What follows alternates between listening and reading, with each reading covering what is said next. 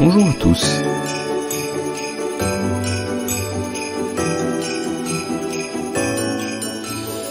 C'est un épisode un peu particulier que je vous propose aujourd'hui, puisqu'il s'agit de conseils, recommandations et de choses que j'ai bien aimé lire, voir, et donc ça peut constituer des idées de cadeaux pour Noël. Alors ces choix sont clairement des choix arbitraires qui ne sont pas forcément liés à l'actualité du moment ou même à des publications récentes, même si c'est le cas pour certaines d'entre elles. C'est vraiment des idées que je souhaitais vous partager en toute franchise. Il n'y a pas de collaboration, c'est uniquement mes goûts et des choses que j'ai particulièrement aimées et qui j'espère pourraient vous plaire aussi. Donc c'est parti pour les recommandations. Alors en série, je vous en propose deux. Pour le coup, c'est un peu de l'actualité, même si ce sont deux séries assez anciennes. La première, c'est Rome, qui vient d'être diffusée à nouveau sur Amazon Prime. Alors c'est une série absolument excellente, qui retrace les derniers moments de la République romaine, avec notamment l'ascension de Jules César, puis son assassinat et les luttes de pouvoir avec Octave qui tire son épingle du jeu. Alors c'est vraiment passionnant pour la reconstitution historique qui est extrêmement bien faite, très intéressant pour évidemment les questions de politique, d'enjeux et tout ça évidemment dans un univers romain et avec vraiment le souci de l'exactitude historique. Alors malheureusement la série s'est arrêtée pour deux raisons. La première, c'est qu'elle coûtait très cher. C'est souvent le problème avec des productions historiques qui cherchent à respecter la réalité historique. Et la deuxième, c'est que les décors ont brûlé et donc ça coûtait encore plus cher de tout refaire. Donc voilà, la série est incomplète, mais elle vaut vraiment le détour. Et vous la trouvez sur Amazon Prime qui la rediffuse. Deuxième série que je vous conseille, qui elle est arrivée depuis peu sur Netflix, c'est Downton Abbey. C'est une série anglaise qui raconte l'évolution d'un domaine aristocratique avec deux angles, celui des propriétaires, donc la famille d'aristocrates, et de l'autre, l'angle des domestiques. Alors ce qui est passionnant, c'est que ça commence, nous sommes là en 1911, on est vraiment dans les derniers feux de l'époque victorienne, et on voit énormément de détails sur cette société victorienne, sur les pesanteurs morales, sur cette société corsetée, à l'image d'ailleurs du corset que portaient les femmes, et les choses évoluent au fur et à mesure du temps. On voit notamment les femmes qui s'émancipent, Première Guerre mondiale, on voit la grippe espagnole, on voit comment évolue cette famille aristocratique et parallèlement comment évolue aussi la vie des domestiques. Alors c'est fait avec une extraordinaire élégance, tout est magnifique, les images sont belles, la musique est sublime, les costumes le sont tout autant et vraiment on se laisse porter, c'est d'une qualité très rare en série historique. Vraiment je vous la conseille, c'est une série qui s'appelle donc Downton Abbey et vous la trouvez sur Netflix actuellement. Alors en film, je vais être très court puisque j'ai pas forcément trop d'indications, surtout pour la période des fêtes. J'ai bien des indications, mais c'est des films peut-être un peu plombants. Donc je vous en conseille un qui est plus lié à l'actualité du réalisateur puisque c'est un film un peu ancien de Ridley Scott, mais ce n'est pas son Napoléon, c'est Kingdom of Heaven qui est sorti en 2005. Alors c'est un film qui est peut-être un peu oublié maintenant, je m'en rends compte quand je l'évoque à mes élèves. C'est son film sur les croisades. Et ce qui est très intéressant de ce film, c'est que, alors, il y a plein d'erreurs historiques pour le coup, mais c'est pas très grave parce que le film est bon, qu'il y a du souffle, il y a du panache, on retrouve un peu, le réalisateur de Gladiator, quoi.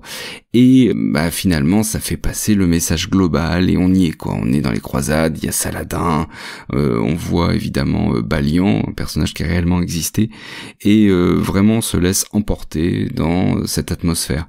Pour l'anecdote, c'est un film que je conseille tous les ans à mes élèves et régulièrement des élèves viennent me dire après on l'a vu, vraiment on a adoré.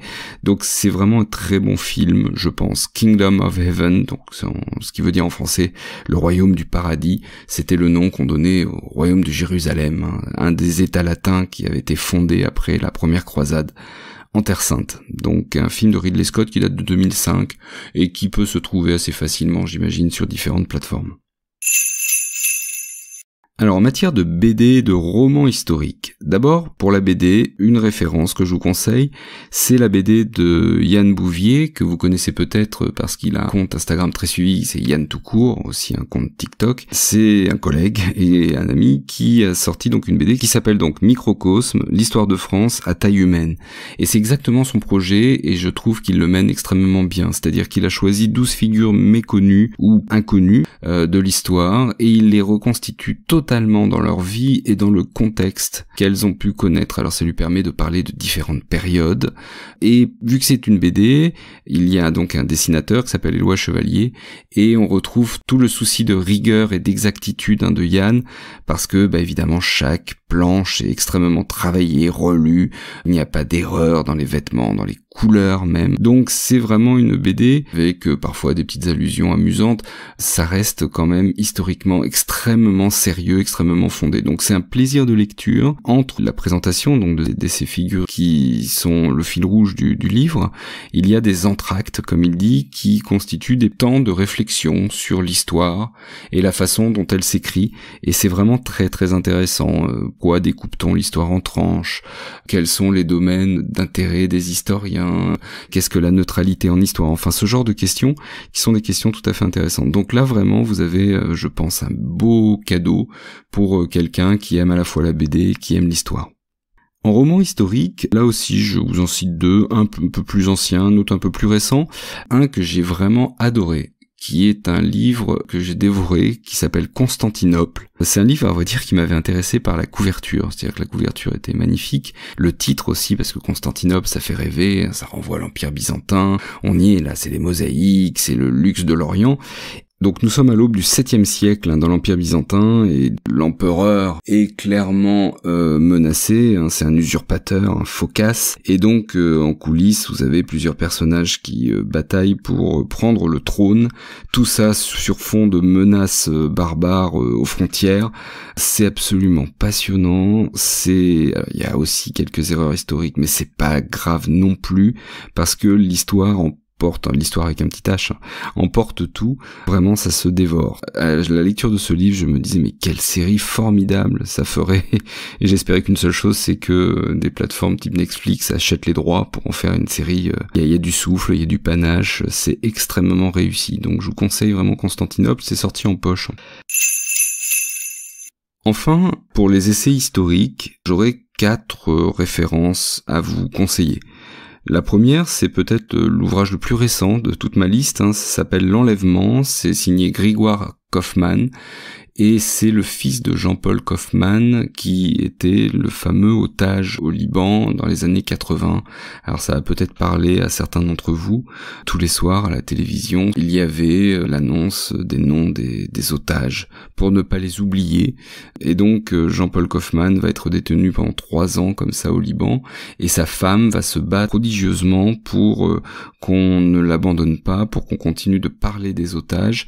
Et pendant ce temps-là, Grégoire Kaufmann, qui à l'époque était un tout jeune adolescent, est plongé dans cette histoire et il en a tiré un livre d'histoire réellement, qui est aussi un témoignage personnel. Donc c'est un livre un peu à la croisée de différents genres, on a à la fois du témoignage familial, du témoignage personnel, et aussi il a décidé de placer ça au cœur des années 80.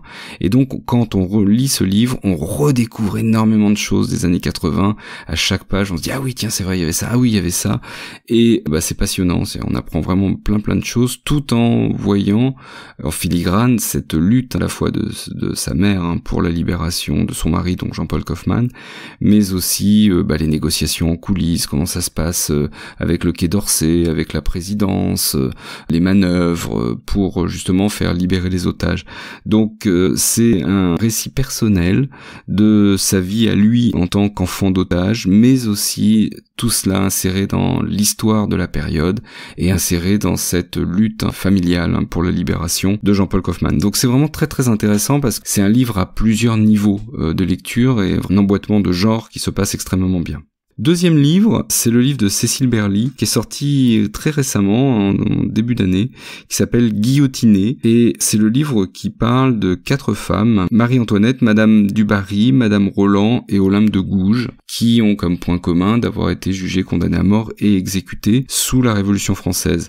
Et alors, comme toujours avec Cécile Berly, c'est écrit admirablement bien, ce sont de très beaux portraits de femmes, et de femmes, on comprend, libres, de femmes fortes, où ils sont plongés dans un tourbillon d'événements qui leur est fatal. Donc c'est vraiment passionnant à lire, à la fois pour ces figures féminines, pour cette période qui prend fin aussi, c'est ce 18e siècle qui finit ainsi, et pour éviter ces événements-là autour de la Révolution française. Donc ça s'appelle Guillotinée, c'est vraiment un très bon livre. Un dernier ouvrage pour finir, c'est Mais c'est un complot, qui est signé de ma part et en collaboration avec Benjamin Briot, que vous connaissez certainement puisqu'il anime la chaîne YouTube Nota Bene et site Nota Bene sur Instagram, TikTok et autres. Nous avons travaillé tous les deux à écrire donc toute une série de complots historiques absolument authentiques pour lesquels nous avons cherché à chaque fois à se montrer les plus pédagogiques, didactiques possibles pour essayer de comprendre le complot,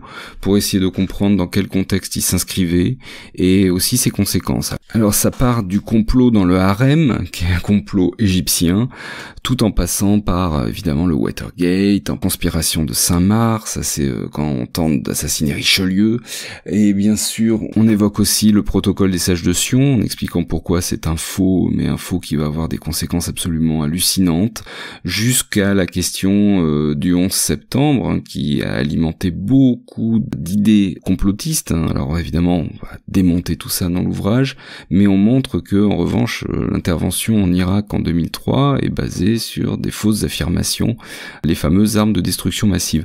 Donc voilà, l'idée c'est de voir, et c'est d'ailleurs le sous-titre du livre, les conspirations, intrigues et coups fourrés dans l'histoire. Là aussi, la volonté c'était de faire parfois un petit peu léger sur la forme, mais toujours extrêmement sérieux, solide sur le fond. Donc, écoutez, si vous vous intéressez à la question des complots dans l'histoire, et si vous aimez bien aussi ma façon d'écrire mes scripts de podcast, n'hésitez pas à vous y référer. C'est paru chez Talendier, et vous trouvez ça dans toutes les bonnes librairies. Voilà pour ces quelques conseils et ces recommandations qui sont alors là pour le coup totalement personnelles, qui n'engagent que moi et qui j'espère vous intéresseront. Si le format de cet épisode vous plaît, nous aurons peut-être l'occasion d'en refaire d'autres et je vous souhaite en tout cas de passer d'excellentes fêtes de fin d'année. Et à très bientôt pour une nouvelle page d'histoire.